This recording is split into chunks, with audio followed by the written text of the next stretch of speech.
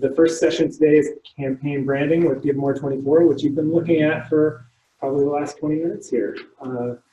But yeah, we'll jump right into it. And I'm actually opening the presentation, so I'll just kick it off here. There's the room. I'll hold it. Thanks. So yeah, I don't think I even introduced myself, but I'm Maury Harris. I'm with the Community Foundation for Southwest Washington. I'm a marketing and communications specialist there. And so I actually had hair before I started working at a nonprofit. That's my quip for the day. It's true, but there's no scientific evidence that it's causation. It just happened that way. And then these are my co-presenters and actually the leaders of this presentation. So I'll hand it over to Marc to introduce himself. Yes, and I am currently wearing ninja socks. It says there. I'm going to wander, and if that makes you uncomfortable, I'm sorry. So Marc Neidlinger is my name. I run a small branding agency, and have been doing that for about 18 years. I'm a graphic designer by trade. I don't know if you can see my shirt. It says, I draw pictures all day. That's what my parents think I do most of the time. But I wanted to get into, I'm going to need the clicker, I think, before I wander. Yeah. So this is what we're going to talk about today. Just real briefly, understanding branding, very high level, leveraging your brand for engagement, which is the bottom line because we want donations and participation. The new theme that we have for Give More 24, and then leveraging that with your brand, which is kind of where the rubber meets the road.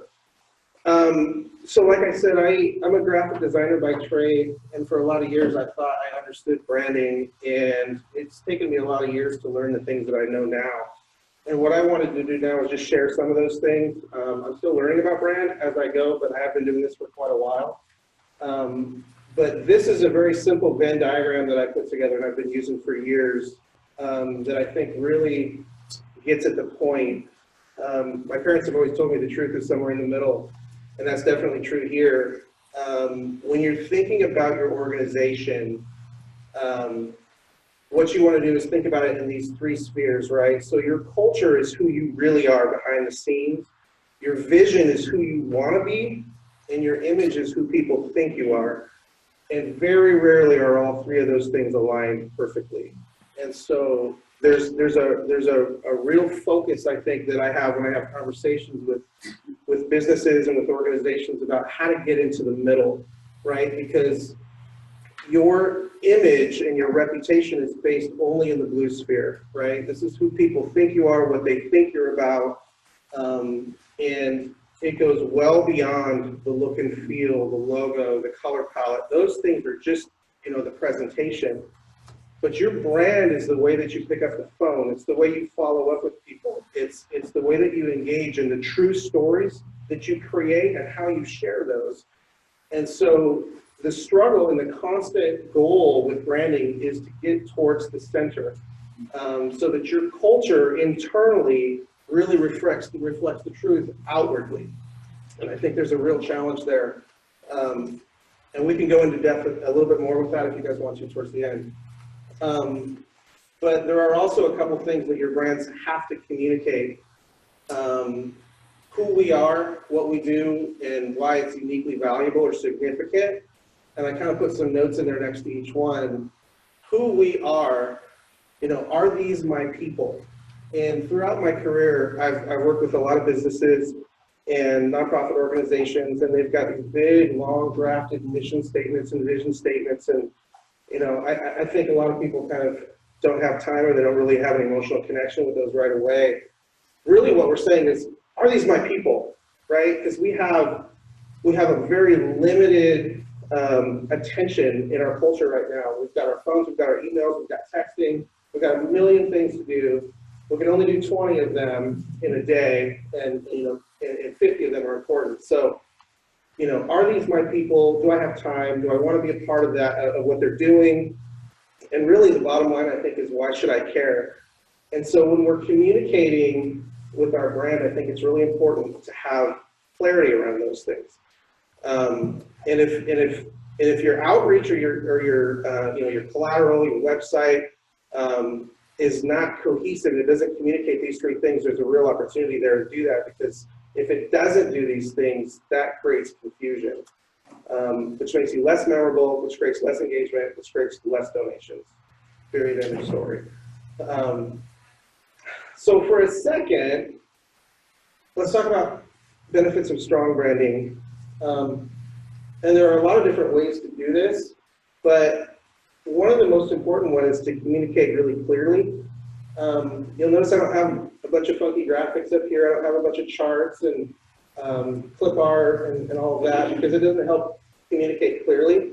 It also doesn't help engage the right audience, which is a really powerful one. I talk to a lot of business owners and boards and heads of organizations, and I ask them, who they want to reach, especially in your sector, right, in the nonprofit sector. What I hear is, well, we want to reach everybody, right? Very, very difficult to do that. You're not going to be able to reach everybody. So one of the benefits of strong branding is to engage the right audience. And sometimes that's audiences, right? We've got, primary and secondary audiences and stuff like that. But if you have a cohesive brand, that's going to help you do that. Unify your tribe, right? If you have all your people saying the same things about your organization, it's going to be really easy to protect that message over time. Otherwise, it will degrade and reveal your competence. That's a really big one for me. And here's why. I have how many opportunities to donate every year? I mean, my company gets approached probably a dozen times a year, just straight solicited. And then personally, well, there's 150 nonprofits, right? Which of you am I going to donate to, right? I have way too many opportunities. Right? Yeah, right? Exactly. I like that. The way that we make those decisions is we connect with other people.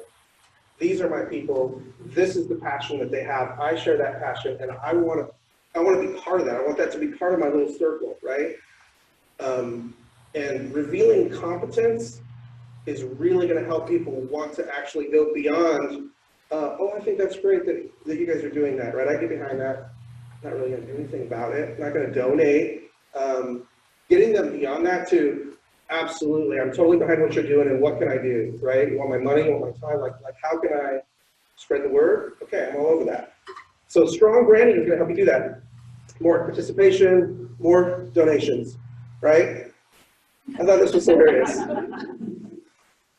A lot of people will nod their head and be like, good for you, right? What we want to do is push them beyond that, right? The bottom line is we can only impact people if you put action to it. And if we can show the passion, they're going to want to do that. That's just the way it is. So, and I'm jumping around quickly. I don't know. Okay. I'll be able to, in some of my stuff, I'll draw you back into some.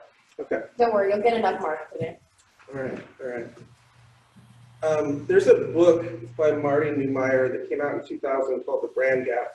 And it's a really good read for anybody interested in the topic of branding and what that means. He is one of the partners at Liquid Agency, which is a huge ad agency in the U.S. and I think beyond. I think they're international now. And in that book, he just talks about these three components of a charismatic brand, which is, I think, really important. It's really stuck with me. The first one is clarity, and we touched on that briefly, but if your message is cluttered because you want to tell everybody every awesome thing about what you're doing, people aren't going to remember it, and they're not going to engage at the front end.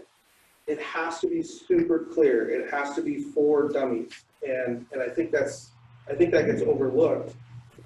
You can flavor that up with clever, engaging headlines and images and memes like that one I had of Dwight. I like Dwight. But the clarity has to be there. Consistency, everybody knows this, right? We all talk about that. Oh, is it consistent? Are we using the right same fonts, the same colors? Is that red the same as this red? Those things actually are really important from a science perspective, right? So there's a lot of science behind the art of design, and people make decisions based on how they feel first, and then what they think, and I'll get into that. Constancy is the third C, though, and I think the interplay between these is interesting, because constancy is making sure that you're active all the time, right? If you're going to choose to be active on a social platform, you know, I don't want to go into your Instagram and see that it's taken you, you know, 4 months between now and your last post. I don't want to go onto Twitter and see that it's been, you know, 3 weeks. Twitter is like multiple times a day platform, and so if you're going to commit to something, you have to do it constantly, or it's going to appear that you're either disorganized or you're not interested in engaging the community, because nobody's really going to want to communicate with you if they fire something up there and nobody responds to them for a month. So clarity, consistency, constancy are I think, components of a charismatic brand. And on top of that, and not even in my notes here, I would say that charismatic brands show that they care about their own brand, because what you show people is a reflection of how you value your own organization. And that's been a really interesting conversation I've had with a lot of CEOs and a lot of marketing directors over the years who don't think necessarily that it's practical, or they view design and branding as a luxury. I think that's a huge mistake. It is a reflection of how much you value your own company. And I get excuses a lot of times from companies that say, well, we focus our time on our clients. I think that's really important, but what about your staff, right? They're the face of your company to the world, to your organization. And what is within will be what you show on the outside. And so, anyway, I'm blabbing now, which I'm really good at. I spend a good deal of my time talking to clients. We do a little bit of consulting work too. So you know, when I say I'm a designer by trade, that was my history. But now I focus a lot on helping companies communicate. Branding is a communication tool, and your brand is a literal business asset that has a dollar value associated with it, even if it's difficult to calculate. And the psychology of branding is really powerful, especially in this space, for creating people, you know, for creating a community of people who want to donate their time, who want to participate, who want to share, you know, the message with people, who share your passion, or want to give money, right? Money is the byproduct of good business and good communication.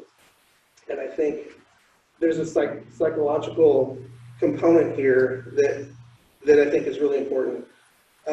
People make decisions with both parts of their brain, whatever they're doing. And as long as I can remember, what I see companies do is they focus on all the rational benefits of why you should do something. Oh, well, we've been in business since 1930. I don't care. I've been around since 1930. You don't even care, right? It's your family business. Great. Granddad started that thing in 1930. There's a stability message there that I think could be important, but for the most part, I don't care. I don't care how long you've been around. Let's talk about right now. Let's talk about what's important right now. And that rationalization, I guess my point is, people don't rationalize your message until after they've had an emotional response, right? So it doesn't matter how much I try to convince you that this is good for you. It doesn't matter all the data and the reasons. If it doesn't feel right to you, you won't do it. Am I right? If it doesn't feel good, people don't want to take that action. And so our approach, and what I've learned over the years, is emotional engagement and the rational engagement have to happen at the same time. You engage people emotionally, and they're like, oh, okay, now I'm interested. What does that mean? And then you give them all the bullet points of, here's the data, right? Because you have a lot of people that won't act until the data lines up. Great, awesome. You have both, you're going to win. If you do that really well, that's when you get the trust. Trust is the key, right? You hear that? Branding is all about trust. Your organization is all about trust. Because you will not get people to take action until they trust you. And they won't trust you until they feel good about it and it makes sense, right? And then I would even add to that, they won't take action until they feel like there's authenticity to it, right? Like it feels like it's based on real experiences. All right, boom, your slide. Do we love Mark? Yeah, we do. You guys might not know, his group was the one who worked on the Community Foundation luncheons. So the unboxed gratitude was all brought up from his group. They came up with it, and that was really cool to watch. So I like their group, and they've got some cool ideas that are really focused on positivity and inspiring large groups of people, which I think is what everybody here is really trying to do. You know, we've got ideas that will benefit the world, and we're just trying to get people behind us, right? So a little background on me real quick. I'm the CEO of Spry, which is a digital marketing company. So we do websites, SEO, social media marketing. My background's actually in broadcasting. I got my degree from WSU in Pullman. Go Cougs. I even wore my flare today. I could have kept my keys in my backpack today, but instead I just put them in my pocket so I kind of match with the surroundings today. So the biggest piece that I wanted to talk about today is the idea of being human and vulnerable in your campaigns and aligning that with your brand. A couple years ago, I worked with Options 360. Who knows Options? Yeah, we love Renee. Good. Options 360, I worked on their Give More 24 campaign a couple years ago. And originally, Renee wanted me to just do the radio commercial voiceover for their campaign. And she sent me the email of the script that came from the radio company. You know, they wrote out the script, and I got the copy of it, and I looked through it, and you know, it was fine. It was a solid script. Here's what we're doing. Here's the kind of services that we provide. Here's the event that's going on. Will you give? But you know, I read it out loud, and it just, you know what I mean? Like when you read some copy that's just, you feel nothing on the inside. So I didn't even really ask permission. I just rewrote it myself and recorded it in my room, you know, and I played a YouTube video with music in the background while I recorded it myself, so it would sound cool to send it back to her, because, you know, if I'm gonna take on rewriting it without even asking, I gotta at least make it sound good and have her feel something, right? So I rewrote it because what was actually unique is that when I was pregnant for the first time, I went through Options. So I went through, did all of their parenting classes, got the, you know, the points that you can earn from parenting classes to get diapers and that kind of thing. So I had lived the services that they were trying to, you know, push out to people. So when I wrote the script, I wrote about, you know, some of the fear and excitement that I had when I was first pregnant, and how going through their programs ended up pushing me to a place of confidence and, you know, pushing me to a place of being more educated. So as I wrote that story and sent it back, she just, no problem, that's perfect, you know. So I think it was the YouTube music that really pushed me over the edge there. But I went in, and this was actually recording that. And you can see how happy I am. Like, that was such a fun day to be able to go and share a story that was really real to me, right? Like, I had experienced this movement from fear and anxiety to confidence and understanding because of an organization. And so with that experience of my own self going from one place to another, I was able to communicate that. And what that does is when we talk about our own stories, when we're actually vulnerable about what has actually happened to us and what we've actually felt, it awakens something in someone else, doesn't it? You know what I'm talking about? I think it's kind of like, this is inappropriate to say, but if you saw at the beginning, my nickname is Lacey the Untamed, because I just don't really care about rules that much. Social rules, I don't care. So how many mamas do we have in here? Okay, yeah, I counted, there's like 6 dudes in here all together. So you guys know that feeling, mamas, when a baby cries and you let down? Okay, who's experienced? Raise your hand. Okay, yeah, you have. That is something psychological. I mean, that's like behind, you don't mean to do that. You don't mean to, oh, hey, I'm feeling tingly there. You know, you don't mean to do that. It happens because our bodies are psychologically, physiologically conditioned to respond to certain stimulus, correct? So same idea with the stories that we choose to tell. If we can get vulnerable enough in the stories that we tell, we will touch something physiologically. Can we all say that? Can we spell that physiologically? We will touch people physiologically that moves them to action without them even knowing that that's what they're doing. When we get vulnerable enough, we touch people in a place that will move them. When you saw Mark talking and he goes, you can nod your head to something, or someone will say, what can I do? That's that moving into action that happens when you're sharing stories, real stories that have taken people from a place of discomfort to a place of greater comfort because of your organization. Does that all make good sense? Okay, good. Amen. Okay, so how do we make sure that the stories that we're telling are really effective? So we get very hyper clear. Okay, so who in here knows that you could recite the purpose of your organization if I asked you right now? Okay, only half of us or so. Okay, this is probably the biggest thing that you can do to prepare for your event, is make sure that everyone involved is hyper clear on the purpose of your organization. We're talking one statement. Our purpose is to take women from a place of fear to a place of comfort through education about their body, you know, those kind of things, that very hyper clear understanding of your purpose for everyone who's going to be involved in the event. So all of you who didn't raise your hand, you have your first piece of homework for today, okay? Making sure that you understand and can recite perfectly what your purpose is. And then what's cool about Give More 24 is that this event has a purpose too. So if we can get hyper clear on the event purpose, which is literally, if you give today, the dollar that you give is more than it would have been yesterday, is more than it would have been tomorrow, because of our matching sponsors, because they're covering, you know, the processing fees, because there's prizes. All of these things make someone's dollar more impactful on that day than the day before, the day after. So when we can marry the two, your hyper clear understanding of your own purpose, your hyper clear understanding of the event purpose, we marry the two, and then you've got your really compelling message, okay?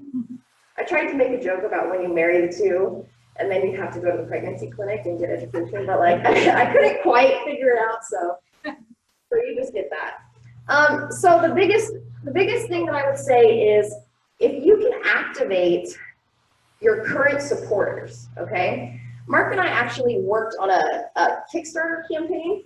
You got anybody do any Kickstarter? You know, you watching Kickstarter or anything? You at least know what it is? Okay. So Mark actually created a board game, okay? And we're not talking like Chutes and Ladders. We're talking like a real strategy-based game that spent years and thousands of hours creating this and put it up on Kickstarter. And part of the reason that it was so successful was that we learned really well how to engage our community. When we asked people to share their opinion or their stories, they were more likely to share it out, right? When they engage and we use their opinion, they are more likely to take that and say, hey, look, I'm involved in this. Do you guys want to be involved too?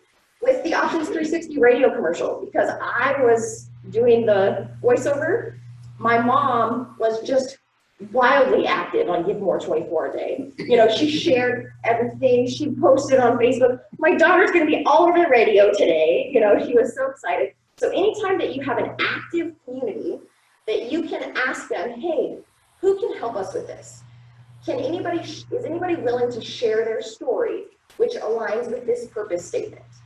And those people who are actually going to step up and help you and share their stories are then going to be so much more motivated to share your message as well.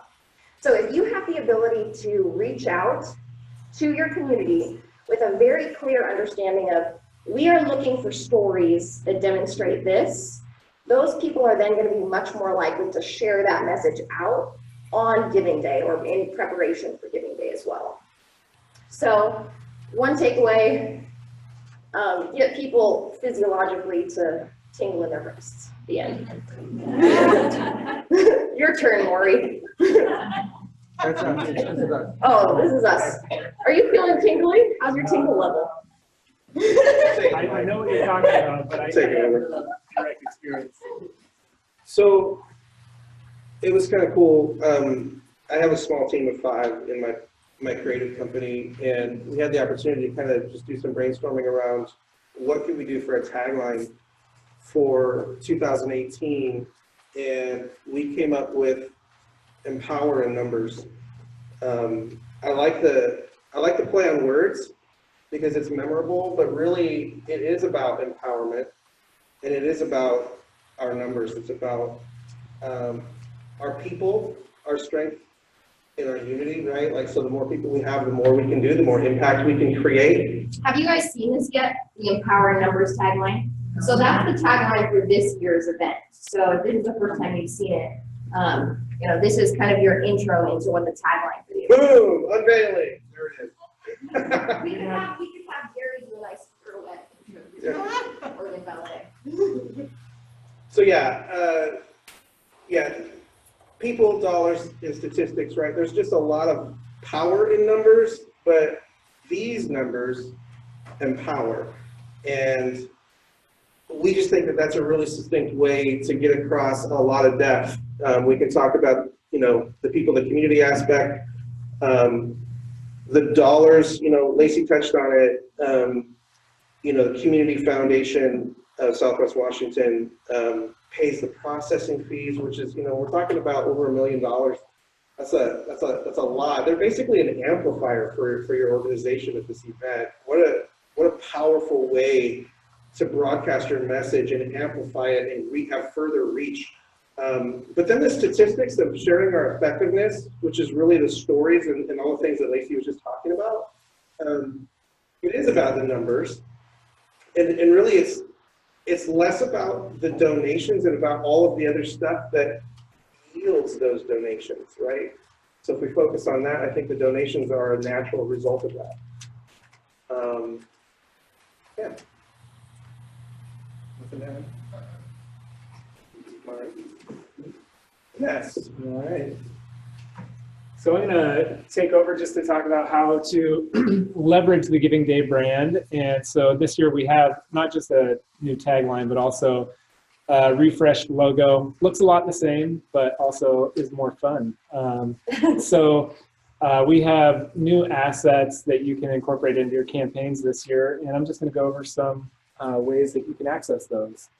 The first is just the brand assets. And like I said, there's a new logo and there's a new typography attached to Give More 24 this year. You can access all this on the toolkit online. And so that will be live and ready for you hopefully by the end of this week. I'm pretty sure it was posted this morning. I just haven't been checking email. But yeah, you can utilize these assets, and these will help you kind of gain the benefits of some of what Marc and Lacey have been talking about. You know, you can, it's a very flexible tagline, so you can talk about numbers of lives you've changed. You can talk about dollars raised last year and how that, you know, what that translated to. Marc likes to play with 24 equals, you know, 48, or 24 equals, you know, multiple things. It can all be adapted to your organization. So start kind of thinking about ways to incorporate this tagline and play off of it. The other piece of this are the brand guidelines. So this actual, what you're seeing here is the document that is on the toolkit. It's the brand guidelines. It also helps you kind of incorporate different elements of the brand into your assets. So whether it's a social media post or, you know, an email you're sending out, you can get some tips right here. They're talking about photography selection and treatment. So having that rounded corner, where to place certain things, and also what type of photos to select. Optimism is great, you know, smiling people, things that look authentic. That's what we're going for. That's a pretty good stat. On every social media platform, the posts that get the most engagement are those with a positive sentiment, right? We're showing people that they've moved from this place of discomfort to this place of comfort. And on every social media platform, the sentiment of positivity is what receives the most engagement back. Thank you. Yeah. And then we also have print collateral, which, like I said, that will be available as you leave today. There's posters and flyers. These are also on the toolkit. This year, we actually listened to, like, we heard your feedback last year. Some people were asking for a way to customize the posters. The ones we have available today obviously are not customized to your organization. They're the general flyers that you see here, but you'll notice in each corner here, there is a blank space for you to kind of take ownership of if you want. It kind of requires opening it in a design program, so you kind of need a little bit of skill around that, but you know, we're here to help too as well. Can we put our page address under the givemore24.org? Yeah, I mean, I think that's a good approach, and if you want to make it a short link, if it's like the Community Foundation for Southwest Washington, ours is going to be, you know, giant. So I would probably use a bit.ly link or something like that, and then pop it in there. Plopping is a technical term, Plopping, by the way. yes. You could also use masking tape or something like that. We'll try to keep it clean here. So also on the toolkit, we have social media stuff, also a very technical term. What you see here is some social shares. We have some avatars. So this is for, you know, in advance of the event. And this is for just after you make that gift. So this is something that your donors and supporters can use on the day of. You can, you know, download the files, share it with them, share it through your blog posts so that they're easily accessible for folks to find.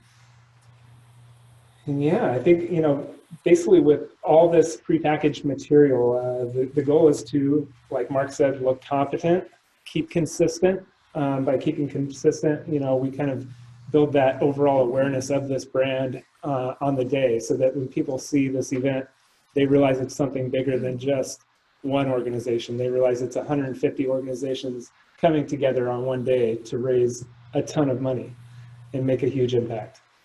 So yeah, they're all on the toolkit, but you can also just go through this short link here. Funny, I was just talking about those. But the toolkit is like an onion. I mean, there's tons of stuff there. This is actually at the bottom of the page.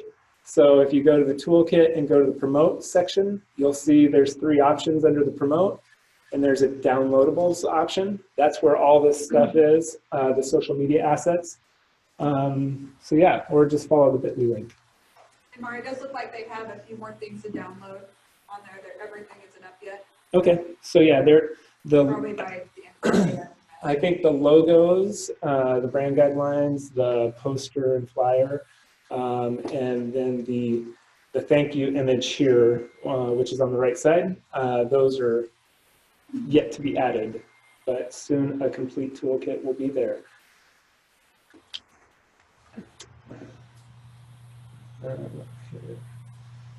So yeah, now that I've pushed all of the Give More 24 branding, it's time to talk about your branding. So leveraging your brand as part of this day, I think is a very important part of the event. The most effective campaigns find a way to kind of meld the 2 brands together.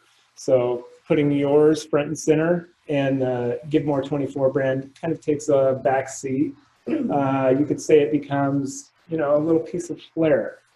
So let's talk about your flair today. If anybody knows Office Space, great movie. Yeah, you need 37 pieces of flair, by the way. But yeah, so what it does is it basically makes your campaign seem unique, you know, but also friendly and familiar by having that Give More 24 logo there as well. And so what I'd like to talk about is kind of, you know, aligning your campaign as well with your own brand. So we actually have a worksheet for this. That's why it says there's a worksheet for that. You don't have it in front of you today because we didn't want to kill too many trees. I was inspired by Ash Shepard, who is our next presenter. So I'll actually send that out electronically after today's event, and you can use it if you find it valuable. But here's a few of the things that are on this worksheet. So first is employing a consistent messaging strategy, which Marc and Lacey both talked about as being vitally important, making sure your whole staff is kind of on the same page. Another part of that is making sure it's consistent across all your assets. Your profile is a very important part of this event. So if you're on your profile page for Give More 24, you'll see this year that it's super customizable. There's a lot more features, and some of the key areas that you can kind of incorporate your brand into your profile are highlighted here. So making sure your organization's info has a tagline, adding your story, making sure it's an authentic story, one that's connecting with people, and then adding those donation levels. What you can do this year is actually set specific donation levels and say what those amounts of dollars are going to provide. That's a way that really communicates what you do and why it matters. At the end, you can also add a thank you message. So this year, it's going to be a thank you message coming from your organization to the donor with a boilerplate copy of the Community Foundation at the bottom. So it's putting you guys up front and center. And then the other things on the worksheet, get your entire team on the same page, also part of the consistent messaging strategy. And always making your brand identity central. So like I said, having it drive the campaign, and we're just a passenger, Give More 24. But yeah, you can find all this information on the worksheet when it arrives after this session. But right now, we want to spend some time for a little ask and receive, also known as questions and answers. Give on my question. Okay. They Great. asked, Hold on. Oh, sorry. Somebody online asked, can we customize the I will give and I just gave graphics? Get your microphone up there. This one? I guess let's take a look at those graphics. I guess a little more clarity would be helpful. Those are pretty much the space is filled, so I wouldn't recommend customizing those myself. But there is a customizable set of cover images and a customizable avatar image, but those are all also pretty. Yeah, the social media assets are pretty much set in stone. There's not a lot of room to customize there. When you post it, you can always just put a comment. Yep. Yeah. Absolutely, yeah.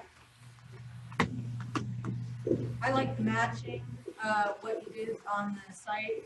Our matching donors appreciate that their logos are shown. So that was pretty cool this year. Yeah, nice. Because that's important. Oh yeah, making sure that people are They're being happy, they'll give you. acknowledged and recognized, thanked. Any other questions on the brand assets, branding as a whole? No? Not enough coffee Bring yet? it.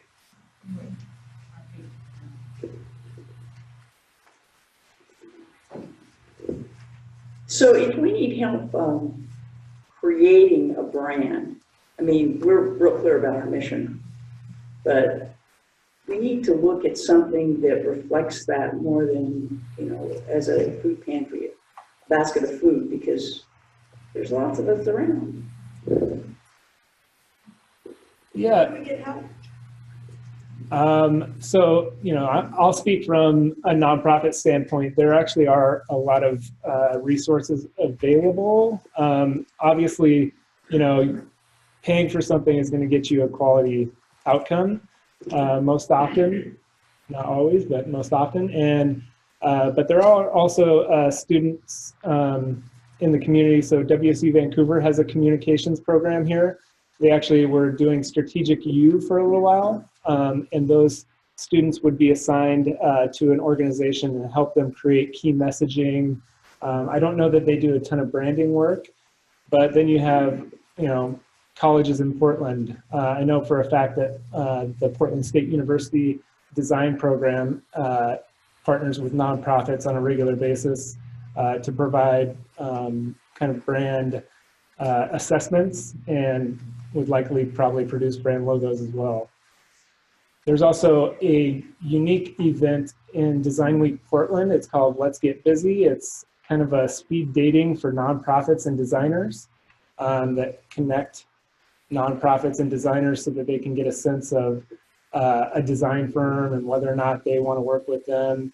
It's less formal than an RFP and less time intensive. You sit down for a couple minutes and you get to learn about what they're about, and they learn about what you're about, and they offer a couple recommendations. If you like the recommendations, you might give them a call back. I can answer that too. You can also use. Can you hear me? There's a gap between a typical nonprofit and a talented agency who can help you communicate well, and it's dollars, right? What I have seen some nonprofit organizations do is a separate fundraiser or ask for specific donations to fund that effort in particular, because people will give for a specific purpose. When it goes into the general fund, sometimes it's harder to raise those dollars. So I have seen some folks say, hey, listen, we need a champion. We need $10,000 to do a website and an identity and all this stuff so that we can really push the brand forward. That has been successful for a lot of people, but put some time into it, put 6 months into it, build that up, blow that out, and then let some people handle. That's what my recommendation would be, because you're going to then get a toolkit that's actually engineered to help you communicate better, instead of just kind of some of the assets that you're going to have to try to figure out how to use. So that's one way that you could go about it. But I also like leveraging some of those tools, like you're saying, the digital. Jeannie Grigar runs here. Her digital CMDC. yeah, CMDC is a good place to start too. That's a great question. Thank you.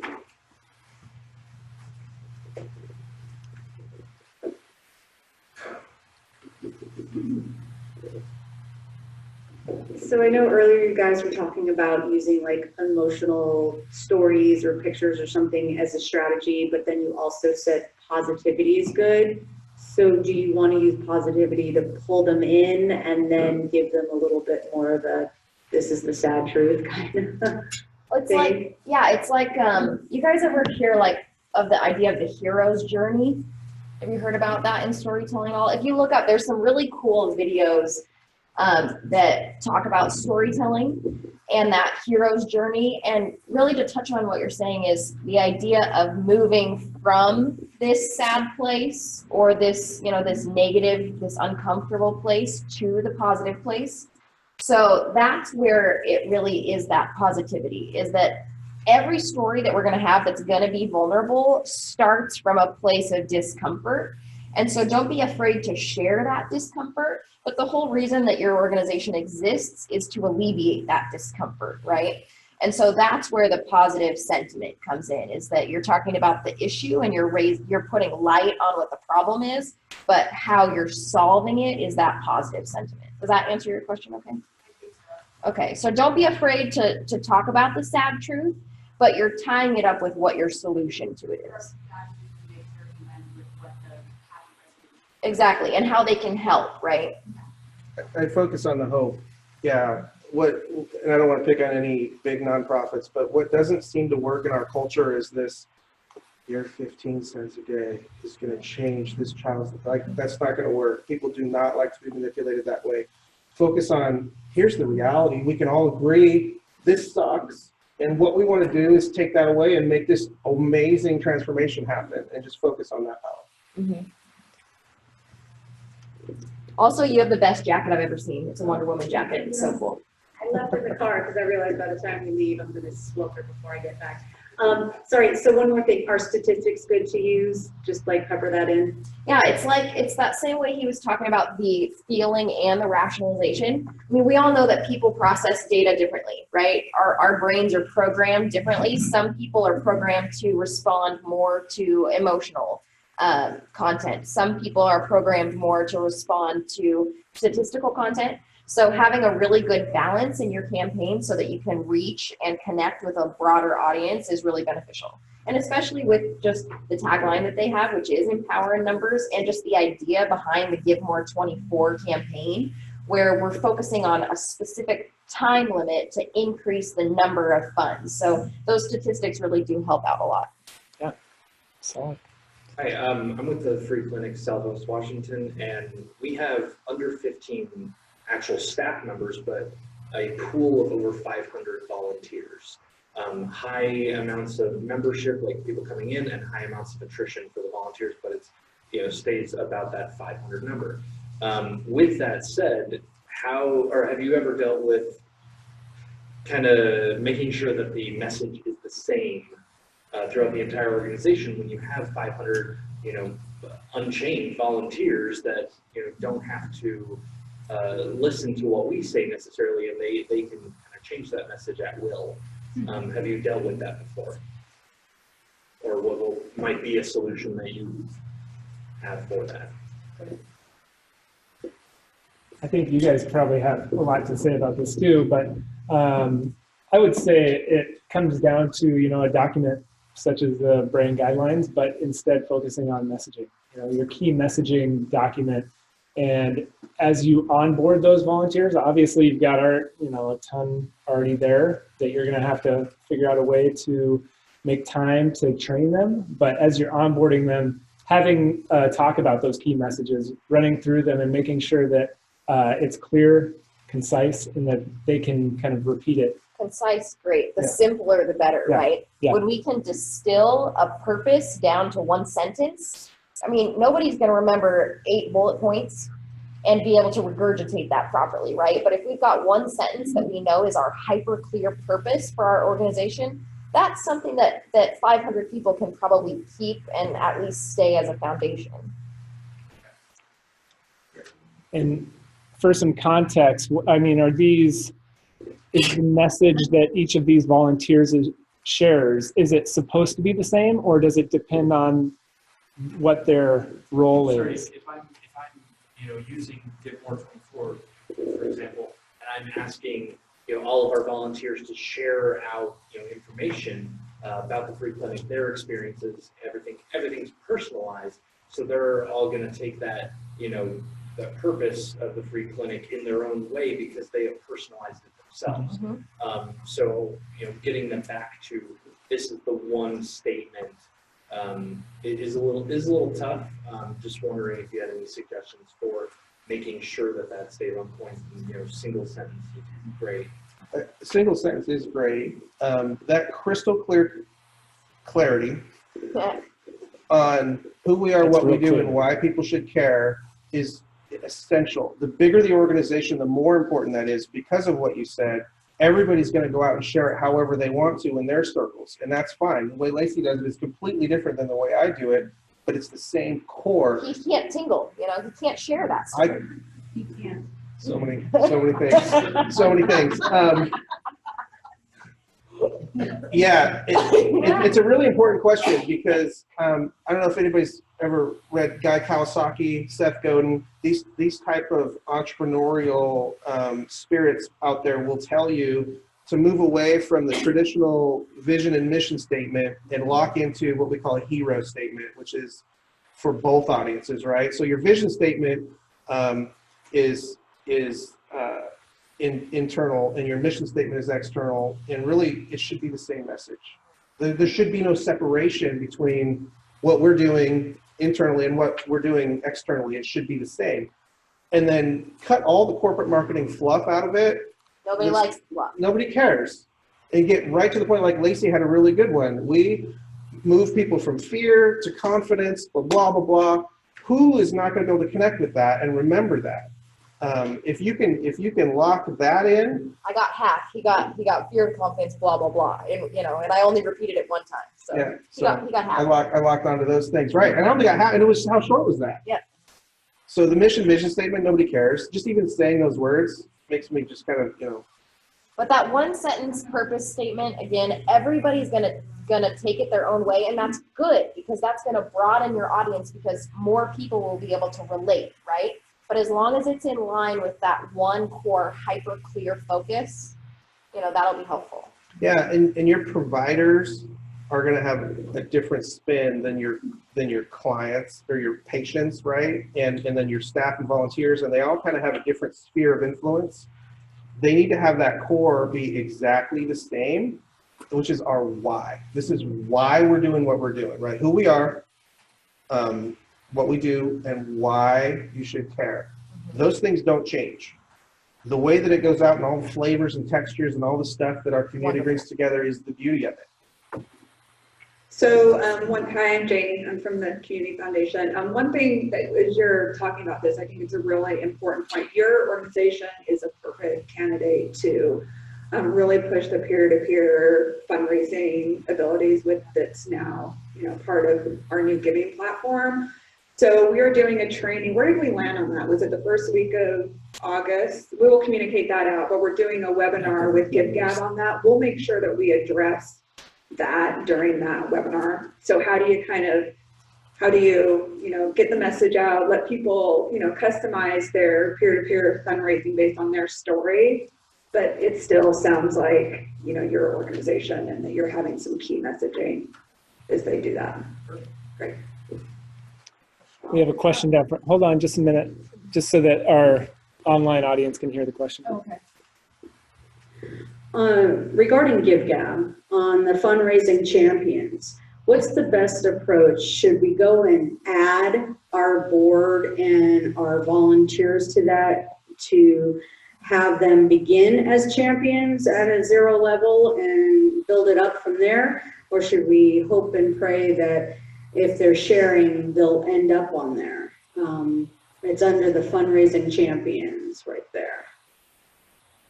Unfortunately, I'm not that familiar. I haven't dug into that part of the platform, so that's a great message for GiveGab, and it's also probably something that's going to be covered in this peer-to-peer webinar. It sounds and smells the same to me, but I'm not really familiar It with that. reminded me of like Relay for Life, like a team fundraising Yeah. effort. And that's what the peer-to-peer functionality does. Your board can do it as a group, or they can each do an individual peer-to-peer fundraising page. What that kind of acts like is, you know, when somebody, you know, currently I know somebody who's doing St. Baldrick's and is raising funds for their hair to be shaved, you know, head to be shaved. That is a peer-to-peer campaign. They're reaching out to their friends, their closest network, and kind of, you know, using that peer pressure to raise funds. We'll call it positive peer pressure. Positive peer pressure. Thank you. Any other questions from the audience? All right, well, Thank you so much. thank you guys. Hopefully this was helpful. If you have any tactical questions, obviously you can, you know, always shoot us emails and we can try to get Marc and Lacey involved in those if they're after the fact. But yeah, we're gonna do a quick 10-minute break for some restrooms, extra coffee, keep energized, and we'll come back in just a little bit.